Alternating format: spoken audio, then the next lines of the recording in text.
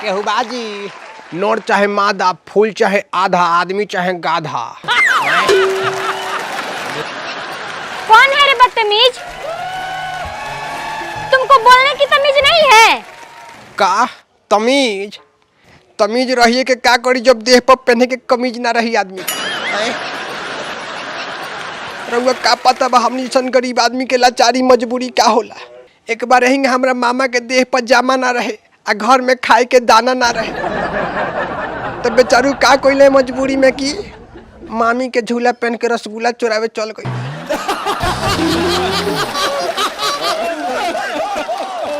हाँ, मामी के झूला पहन के रसगुल्ला चुरावे तो चल गई, लेकिन चुरावते में बेचारू धरा गई। तो ताहना मार मरले सा कि जामा तो फाटले रहे, पैजामा फाड़ के भेज देना सा घर। तो ऐसा नहीं संता घाटना घटता हमनी के साथ ही। अब रहुए कहीं क्या कहता। अब मैं क्या बोलूं? ऐसे इतनी रात को क्यों आए हो यहाँ पे? ऐसे आइल तो बानी हम नौकरी के तलाश में, लेकिन राउर कोनो और इच्छा होके तक कहीं। क्या मतलब है तुम्हारा? हमारा कहे के मतलब कि कहीं तो यही माहौल में प्यार के अधहन धइए दी। काहे कि रउआ हमरा खूब पसंद बानी, रउआ मुंह पर खूब पानी बा, बहुत सुंदर आए। हमारे दांत तो एकदम चमकत शीशा जैसा। क्या? माने हमरा कहे के मतलब हम खाना बड़ी सुंदर बनावेनी आ भात तो डबकावेनी कि माने पूछी मत। गांव के कोनो जग पर जब हाथ से बेहाथ होखे लगेला, माने जब लोग औंठा पौंठा चढ़ा के खाए बैठ जाला, तो जगैता भर भर पटकारा दौड़ते आवेला के झूलन। अब तोहरे हाथ में हमारी इज्जत बा, तो हम हूँ जानी छनावटा हाथ में लेके जब खड़ा हो जानी आ नजर एकदम गरैले रहनी जगैता का इशारा का ऊपर, तो जैसे जगैता कहला झूलन, तले हम धके एक मुठ्ठा गोल मरीच तरकारी में आ 2 बाल्टी मार दाल में।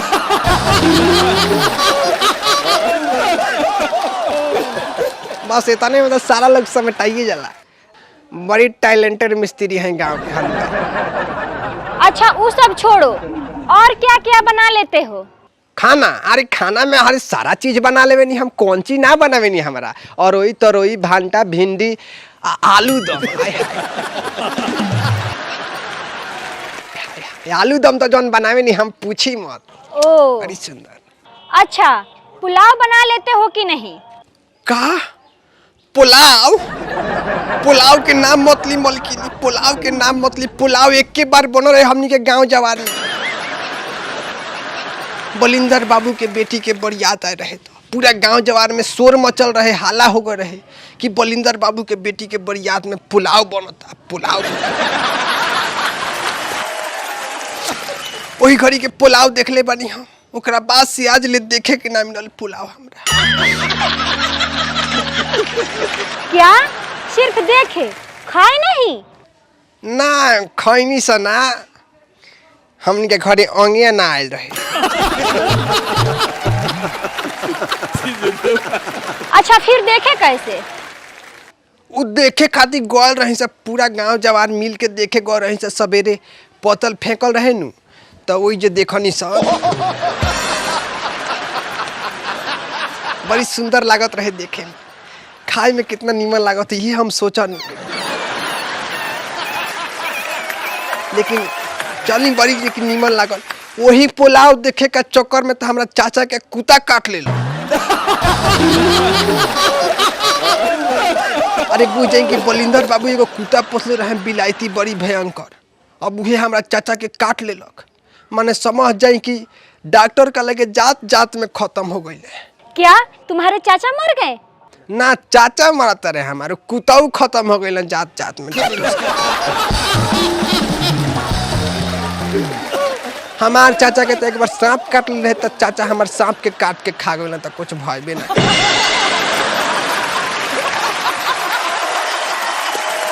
वो सब छोड़ो, फास्ट फूड में क्या क्या बना लेते हो? का फास्ट फूड? ई का होला महाराज? दौड़ दौड़ के खा जाला, उहे का अरे उ तो हमहू बचपन में खैले बानी सर रोटी जौन बसिया रोटी में तेल आ नमक लपेट के आ खाते दौड़ दौड़ के खाई सर उहे कहो तनी का। अरे नहीं नहीं, मेरे कहने का मतलब है पिज्जा बर्गर चाउमीन रोल बना लेते हो कि नहीं? का रोल गोल? अरे महाराज हमनी के रोटी खानी सो आटा के बनवा के, पहले गेहूं पिसवावा आटा के रोटी बना के तब खानी सो। हमनी के कहाँ से कान पर रोल गोल के रोटी खाई। हमनी गरीब आदमी बानी, हमनी के तो आटो के रोटी खाए के सकान नहीं खे, तो रोल गोल के तब बातें छोड़। वैसे रहुआ लोगन रोल गोल के रोटी खात होकर लोगन तो सवेरे तो सोना निकलत। यही से रहुआ लोगन अमीर से और अमीर होत जाता नहीं लोगों। ठीक है, हमारी ये कहत रहे भगवान भरले के भरेले अनु पसोनो होता रुआ लोगन का, अमीर से और अमीर होत जाता। क्या बकवास कर रहे हो जाहिल गंवार? अच्छा जाहिल गंवार, वाह। गांव के बानी तक गंवार समझतारू और नौकरी मांगतनी तो बेरोजगार समझतारू। आ वादा करके पलटी मार दी, हमरा का नीतीश चाचा के सरकार समझतारू।